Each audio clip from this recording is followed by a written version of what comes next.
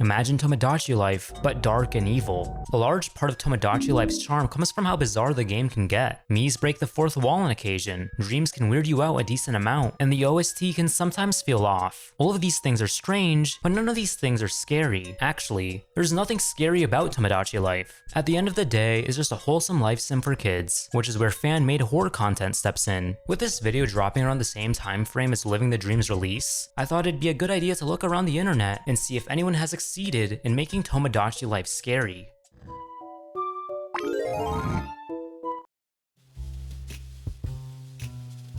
Where the hell am I?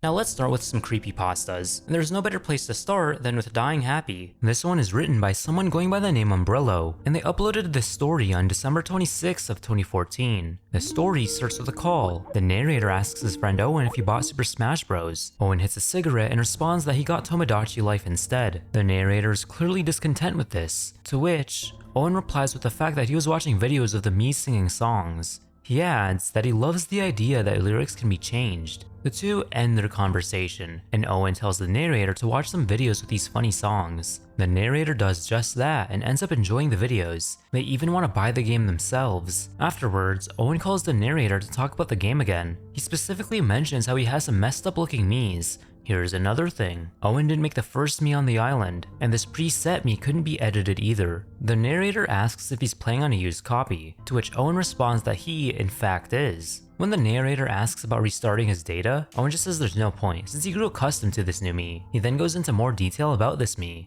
His name is Mr. Happy, and he has a techno song titled Dying Happy, which Owen compliments.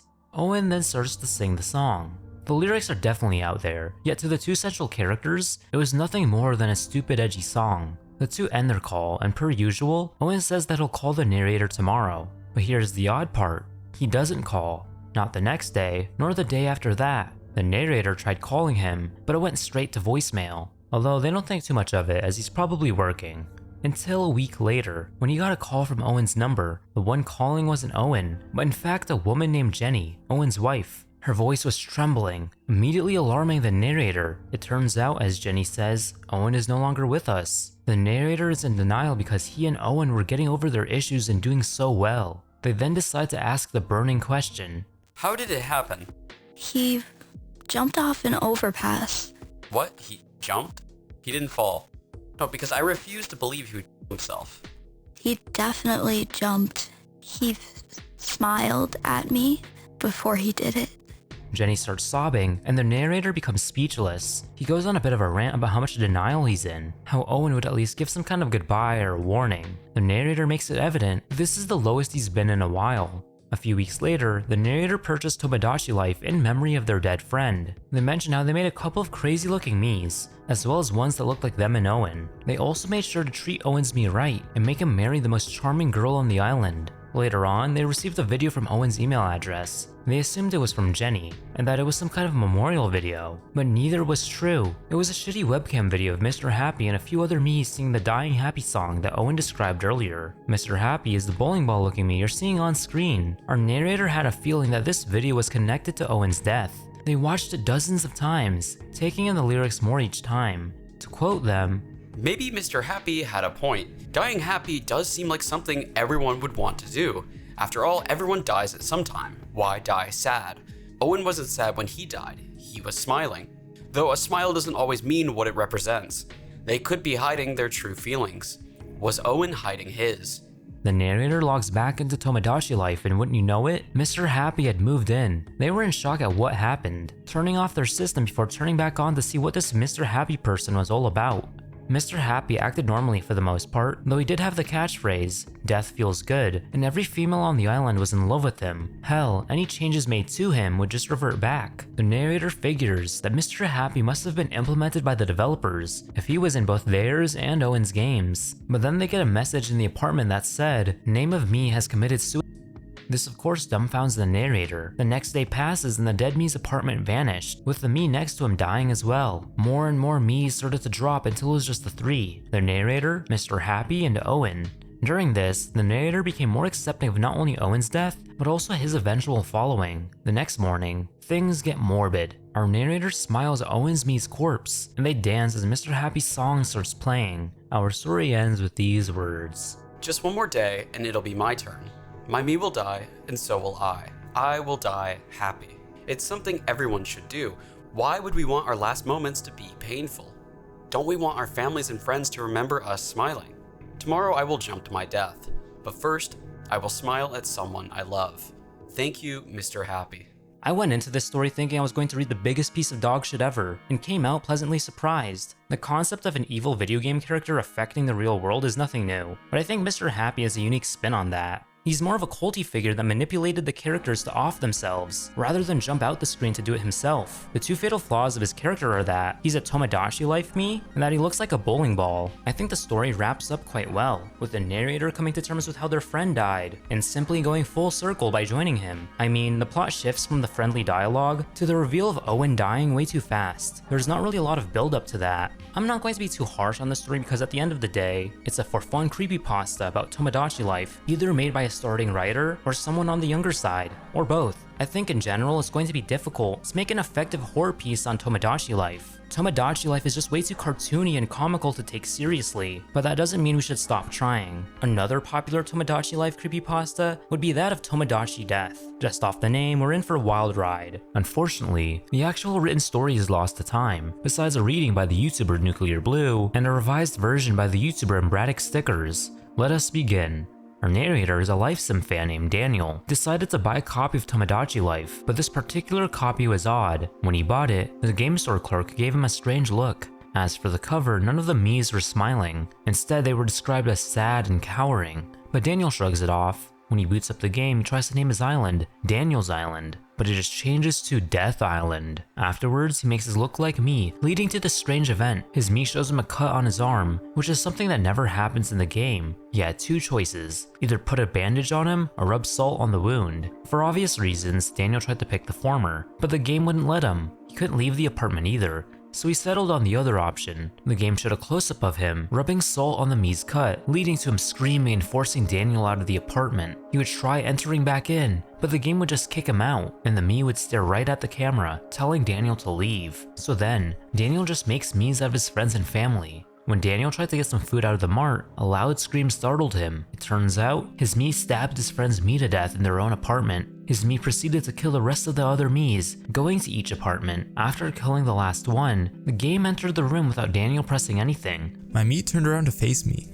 His eyes were gaping black holes with tiny red pupils in the middle, and he had a bloody grin. He walked towards me raising his knife, and he said, "You'll regret what you did to me." Daniel shut off the game and shoved the cartridge away so that he could forget about this event. However, he couldn't. Instead, he had a series of nightmares related to it. Daniel goes into detail on these nightmares. The first was when his Mii walked into his bedroom to stab him, to which Daniel woke up in time. The second had his Mii in an Old Navy fitting room. Unlike last time, the Mii does stab Daniel, causing him to wake up. And the last and most disturbing had taken place at Daniel's friend's house. In here, a conversation took place between Daniel and his friend Jack. To follow in the footsteps of the other dreams, the Mii killed Jack. In his dream, Daniel asks the Mii why he's doing all this. The Mii responds with, "Because you hurt me," before stabbing Daniel, leading to Daniel waking up again. Our story ends with these words. Until months later when I decided to play Tomodachi Life again.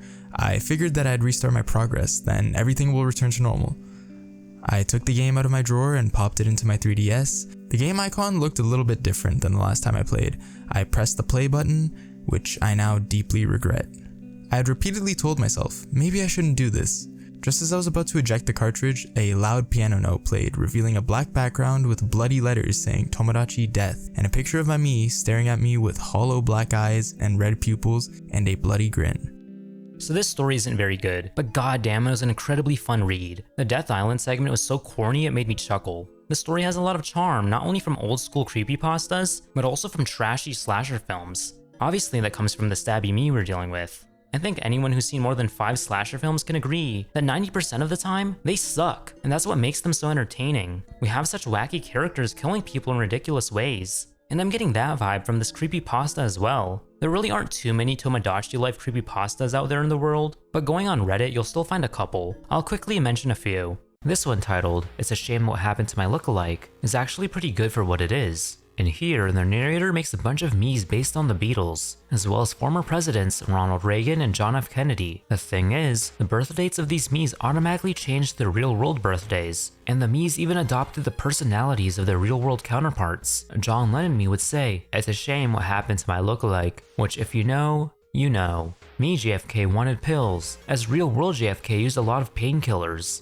All these insane fourth wall breaks would lead to the narrator theorizing that these memes are way more self-aware than initially thought. Jesus, that one felt less like a creepypasta and more like a Twilight Zone episode. There's also this one from Wattpad titled "Come Back," but it's lost media now. From a comment, we know burning bodies is the plot element, and as cliche as that cover looks, it's kind of promising. I'd honestly love to read that one. So remember that whole piracy screen trend where a game would turn everything deep fried and evil? There's one for Tomodachi Life by a user named... yeah, I won't even try to say that. Before I clicked on it, I thought it followed the usual formula. Instead, I was met by a short animation of pirate memes invading the island. It's very short and incredibly well made, so go check it out for yourself. There's also this short Tomodachi Life analog horror video, which follows the usual cliches of the genre with the distorted faces and such, but it's short and I still think it's kind of cool. And fictional series of classic games have been popping up recently because of the nostalgia people have towards these games. Tomodachi Life has joined the fray with a short little project started by fellow YouTuber Green Man Sam. We have a channel named Optical Mouse 99, and just like other video game ARGs, this one takes place in the past. Already from the first video, the immersion is broken. We have HD Tomodachi Life gameplay with a visible mouse. During the time this is supposed to take place, capture cards were, and still are, expensive as fuck, so no kid is going to have one, and 3DS emulation was not at the lengths it is today. But I digress. I'm going to be really honest, I don't feel like talking about this ARG anymore. Sorry, I just couldn't enjoy it. While those creepypastas had some stinkers, they at least had a so bad it's good feel. This one was just, eh.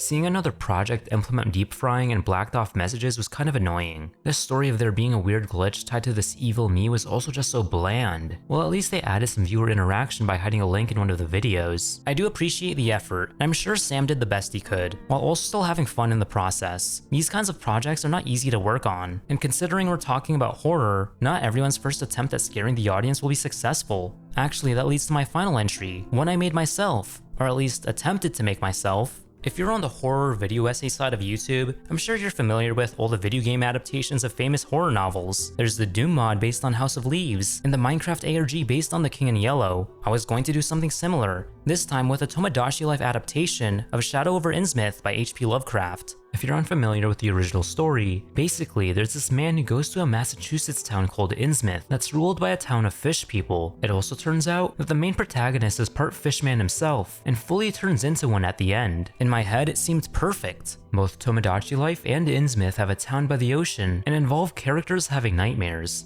Plus, I could modify the Mies to look like central figures in the story. I could have also modded the game and used Blender for other visual elements. As I was recording gameplay for that project, I realized how comical and unimmersive a Tomodachi adaptation would be. Even reading the script for it, it was definitely not going to go in the direction I wanted it to go. Really, the most fatal flaw, as I mentioned earlier, is that Tomodachi Life is just way too cartoony to have any kind of effective horror. But if someone would like to attempt to make this a real thing, by all means, let me know so I can see it. Tomodachi Life is one of my favorite video games ever, and I never would have thought, even if the attempts were mediocre, that it would have some fan-made horror works. I hope you guys enjoyed this video. Feel free to like, comment down any thoughts or video ideas, and subscribe if you want to see more videos from me, and check out my other channel just titled Casey Valentine. I recently uploaded a retrospective on 3DS screens, and a couple recreations I made myself. Take care of yourselves, and of course as usual, please have yourselves a damn good one.